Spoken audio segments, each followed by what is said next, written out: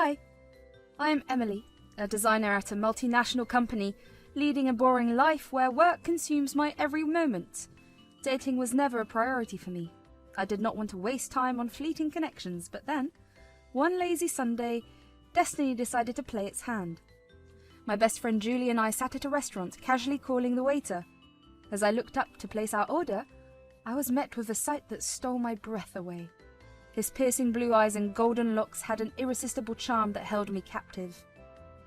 "Hey, what is going on?" "Oh, nothing. Just a Caesar salad and a margarita pizza, please." "Certainly, ma'am." Sure, I had seen good-looking guys before, but there was something about his eyes that spoke to my very soul. "So, spill the beans." "What are you talking about?" "Don't play coy with me. You've fallen head over heels for him." I blushed, thinking it was just a silly crush. We enjoyed our meal, and when he bought the bill, our fingers brushed, sending electric jolts through me. I opened the bill, and to my astonishment there was a tissue paper with his handwritten number. That night, I gathered all my courage, I finally called Jack, and from that moment on, our love story began. That was the best night ever. I didn't sleep at all, but I felt so energized. The next day, when I went to the office, I didn't feel the Monday blues. I was the happiest person there. "How did it go?" "What?" "The phone call. Your face is giving it away. I want to know all the details." I can't even put it into words. We have different backgrounds, but our connection is unlike anything I've ever experienced. Different backgrounds? Well, you see, he's not as fortunate as I am. He left school in the middle of his studies because he had a burning passion for becoming a chef. Unfortunately, luck was not on his side and he could not secure a job in that field, so he's working as a waiter while simultaneously studying to finish his graduation. The salary is not as handsome as us, and he's carrying the responsibility of taking care of his mother as well. That is quite challenging. Are you considering dating him? I must say, Julie, I genuinely like him. I deeply admire his hard work. That is good. Just take it slowly. Know that I'm here for you every step of the way. Follow your heart and trust your instincts. Thank you, Julie. As the days passed, our relationship grew into pure happiness. I loved Jack deeply and I would do anything to support him. I even surprised him with his dream car and a watch on his birthday because his joy meant the world to me. He constantly found ways to make me happy, and I was willing to do anything for him. One day, while sharing the story of our love with Julie, my phone interrupted us. "Hey, Jack." "Hi, sweetheart. I just wanted to hear your voice. How's your day going?" "It's going great. I was just telling Julie about you, and she's amazed by everything we have been through." "That is so wonderful. I'm so grateful to have you by my side. You have made my life complete. And you've done the same for me, Jack. I love you more than words can express." "I love you too, Emily. I cannot wait to see you tonight and create more beautiful memories together." "Me neither, Jack. See you soon." I hung up the phone. I have never seen you this happy before. "We are going on a date tonight and I'm so excited." "Oh, that is wonderful! Tell me about it tomorrow." "Yes, of course." I was eagerly waiting for it the whole day, and finally, the moment arrived. Jack came to pick me up at the office and we went to the most beautiful restaurant in the city. Jack ordered my favorite food and I couldn't help but wonder how he takes care of every minute detail. This evening is so beautiful. It's not more beautiful than you. Oh, you! This gesture alone made me fall for you even harder. The food arrived and I enjoyed every bite. The flavors were delicious, but more than that, I cherished the experience because I was with him. Then, he ordered a dessert, my favorite cheesecake. I was about to take the first bite when Jack suddenly interrupted. "Wait, there is something in your cake." I looked into it and something was shining. I carefully dug into the cake and there it was, a ring. Jack took it from my hand and the next moment, before I could fully comprehend what was happening, he was on his knees. Tears welled up in my eyes.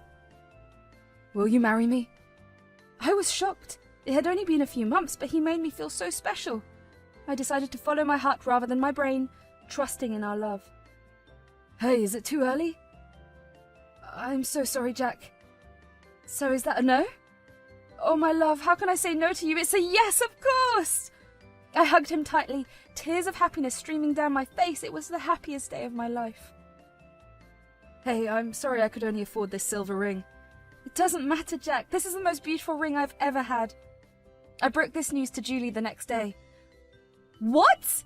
Julie was taken aback, her expression filled with surprise as I told her about the previous evening. Shh! Why did you say yes? It has only been a few months. I know, but I love him. I've never been so certain about anything in my life, so I followed my heart. Okay, but he gave you a silver ring and you have given him so much. Hey, it's not about material things. He's going through a tough time and that's all right. Okay, I'm happy for you. Have you met his family yet? We are going to meet his mum today. Oh, all the best. After work, we went for dinner with Jack's mum, and I was pleasantly surprised by her kindness and acceptance. She wholeheartedly embraced our relationship, which meant the world to me. As our love continued to grow and flourish, we eventually tied the knots. Our wedding day was a beautiful mix of laughter, tears, and overwhelming joy. We exchanged heartfelt vows, pledging to support and cherish each other unconditionally. I was living a dream as Jack moved into my apartment with me. We were building a future together.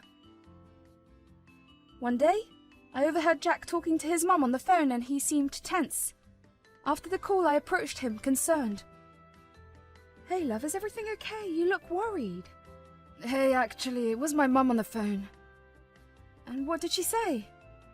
She told me that she had to sell our family house to settle the debts my father had accumulated. Oh, that is terrible! Where is she now? I don't know what to do.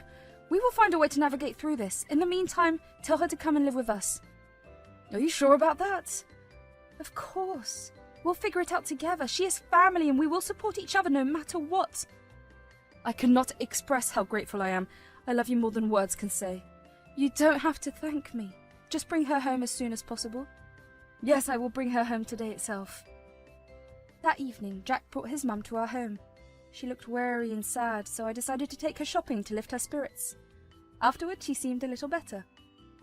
I thought it would be helpful for her to live with us, and she would also share some responsibility. Unfortunately, she got some pain in her knees and got bedridden, and my schedule became incredibly busy. I had to manage the responsibilities of our home, my work, and taking care of my mother-in-law. Jack, too, was overwhelmed with his exams. I didn't want to burden him further, so I kept it to myself and took on the task of managing everything on my own. Hey, let's go out tomorrow. Hey, I'm sorry, but I'm incredibly busy at the moment. What's going on? You have been looking so tired lately. I explained everything to her. Oh, that is sad to hear. Please let me know if you need anything or if there's anything I can do to help. Yes, of course. I appreciate your support. I finished my meeting early that day and I was relieved. I thought I could finally rest for a while. When I got home, I was surprised to see Jack already there because usually he was at work this time. As I went to say hi to him, I heard noises coming from the kitchen. It was Jack and my mother-in-law enjoying some beer and pizza together. I couldn't believe it because my mother-in-law usually stayed in her room and said she couldn't move around much, but here she was having a good time and dancing to the music.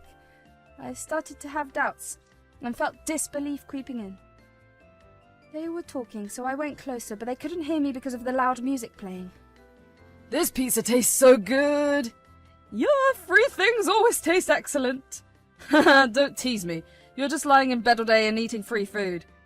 So, tell me about your work. I quit my job. Why? And what about the exam you failed? Does Emily know about this? My wife is rich. I don't have to do anything. I was shocked. I had never seen Jack like this before. It felt like he had become a different person. So what do you do all day? I just go to parties and hang out with my friends. Ha ha, you are enjoying life. What if Emily finds out? She won't believe it, even if you tell her that. She's deeply in love with me. That is true. Such a poor girl. Those words kept ringing in my head, and I could not believe what I was hearing. It felt like the person I knew and loved had changed completely. Jack was right. I would have never believed if anyone else told me this. But I was hearing everything from his mouth. I'm getting bored sitting at home. Let's go on a trip. Do you have money? Don't you? Doesn't your wife give you pocket money? I've run out of money.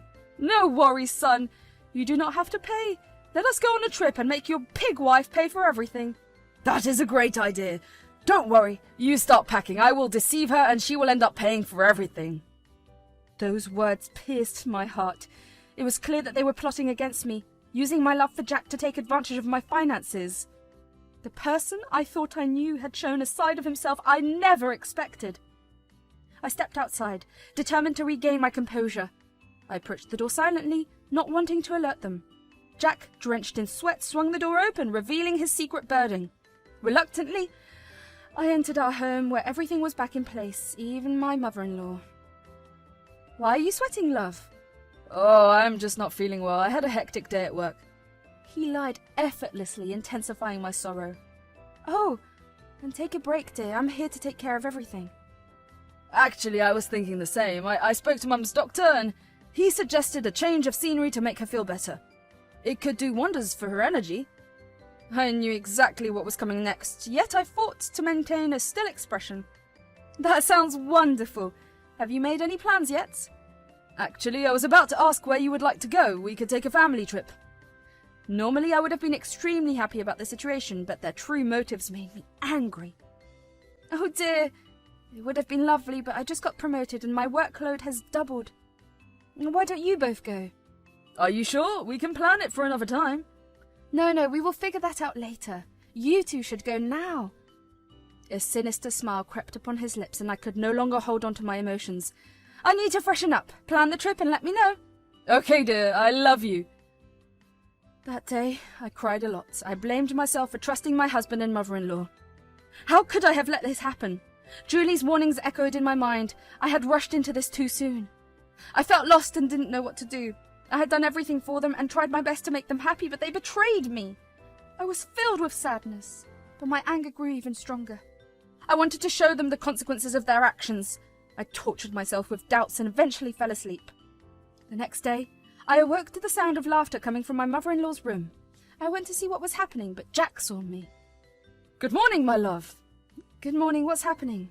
"Oh, we are planning a trip to Greece." Inside, I was furious, but I had a plan, so I played along. "Wow, that is a beautiful destination.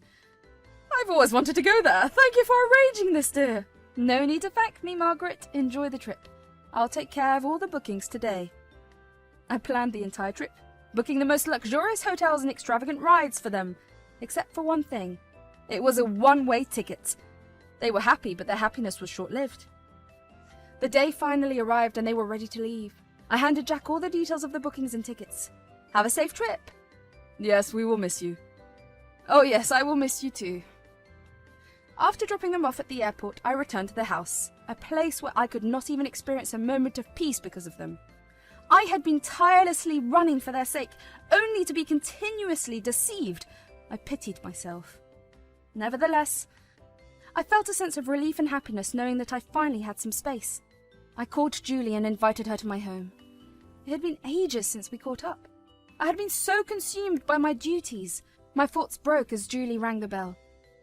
As I opened the door, Julie hugged me tightly, and at that moment, all the emotions I had held back poured out. I couldn't stop crying, and Julie, surprised by my state, did her best to console me. After a while, I finally managed to calm down, having let it all out. "Are you feeling better now? Is this about Jack?" "How did you know?" "You're the strongest person I know, but relationships can truly test anyone." Julie was the one who had known me for years, aware of every detail of my life. "Yes, it is about him and his mother." "Tell me what they did. I will make sure they learn their lesson." "You do not have to do that. I have everything planned." I proceeded to explain the entire story to Julie, sharing my plan with her. "That is a good idea. Teach them a lesson." Jack and Margaret were reveling in their blissful trip to Greece. It had been 10 days and the time had come for their return. Little did they know they wouldn't be able to come back. I had only booked a one-way ticket, and Jack hadn't even paid attention. The next day I knew he would call me, desperate for a return ticket. My phone rang just as I had predicted. Julie and I exchanged a knowing smile. "Hi Jack, how is everything going?" "It's going well. Greece is breathtaking. By the way, I wanted to talk about the return tickets. You didn't—" "Hey, I'm sorry, but I have an important meeting right now. Can I call you back in half an hour?" "Oh, okay, bye." I ended the call abruptly, blocking his number without a second thought. After a few minutes, Julie received a call from Jack. "Emily, Jack is calling me now." "As expected. Do as we decided." Julie picked up the call. "Hi, Julie. Jack here." Hello, Jack. What is going on?" "Actually, I cannot reach Emily on her phone. Can you please pass her the phone? Oh, Jack, I'm currently on leave. I'll try to reach her and ask her to get back to you. Oh, okay, sure. The next few days were not easy for me. I kept ignoring his messages, hoping for the best. It was a Saturday afternoon and I lay on my bed, reminiscing about the beautiful memories Jack and I had once created together. I cursed destiny for its cruel turns. Then, the doorbell rang. I opened the door and there stood my beloved husband and mother-in-law, but they were no longer the same. They wore old clothes, their faces filled with sadness and exhaustion. Oh my God, what happened? I hope you had a good journey. I had an idea about what must have happened, but I wanted to hear it in their words. You will not believe the hell we went through in Greece. It started out as a dream vacation, but things took a wild turn. Oh no, tell me everything. It all began with the missing return tickets. I thought you forgot to book them and I tried calling you. You had had an important meeting. Oh yes, I remember that. I'm sorry for not being available. Then I reached out to Julie, but she was on leave too. We were stuck without a way to get back and time was ticking. That must have been incredibly stressful for you both. How did you manage to handle the situation? It was tough. I tried calling you multiple times, but I could not reach you. I was desperate and started calling my friends for help, but they turned their backs on us. That's really unfortunate. It's disappointing to see how some people behave when things get tough. Anyway, we were stuck there for a week and things got worse. We had to sell off our belongings just to survive. It was a wake-up call for sure. I finally got a job at a restaurant, but the pay was barely enough to cover basic expenses. I started understanding the real value of money and hard work. Oh, but you had enough money to survive there? I wish I had saved some. I realized how much we were spending for all those days. It's okay. I'm glad you found a way to manage. The breaking point came when I had to sell the watch you gave me. It was a symbol of my recklessness, and I realized the true worth of your love and efforts. Seeing him admitting all his past mistakes, I decided to tell them the truth. Let me tell you something, Jack and Margaret. Whatever happened to both of you in Greece was all part of my plan. I wanted you to realize the consequences of your actions. I knew about your lost jobs, exams, Margaret's sickness, and even how you made me pay for the trip. I played along because I wanted to teach you a lesson. Jack stood frozen, unable to believe that I could create such a situation. He had always seen me as a soft-hearted nerd girl, but now he realized the truth. Tears rolled down from his eyes. Emily, I am so sorry. I've come to understand my mistakes and I promise I won't give you any reason to complain again. Yes, dear, please forgive us. I'm perfectly fine now and I'll do everything I can to help you. I don't need that. Just get out of my house. Please! Emily, give us a chance to make it right. We regret our actions and want to be a part of your life again. We've learned from our mistakes and we truly appreciate the love and effort you've shown us. I promise, Emily, I'll work hard and be responsible. I want to support you and make up for the pain I caused you. Please forgive me. I paused, taking a moment to think about their words and looking into their eyes, where I saw sincere regret. Gradually a smile appeared on my face. All right, Jack and Margaret, I will forgive you, but only if you truly change and prove your sincerity. We can work towards rebuilding trust and creating a happy family together. Jack started working again with a determination to become successful. Margaret, humbled by her past mistakes, stood by my side, offering me support and assistance in any way she could. I had taken my revenge. In time, wounds healed. I still haven't forgotten what they did to me, and I think neither have the two of them. We are trying to build a better life for ourselves and try to live as a normal family. I'm staying optimistic and hoping for the best.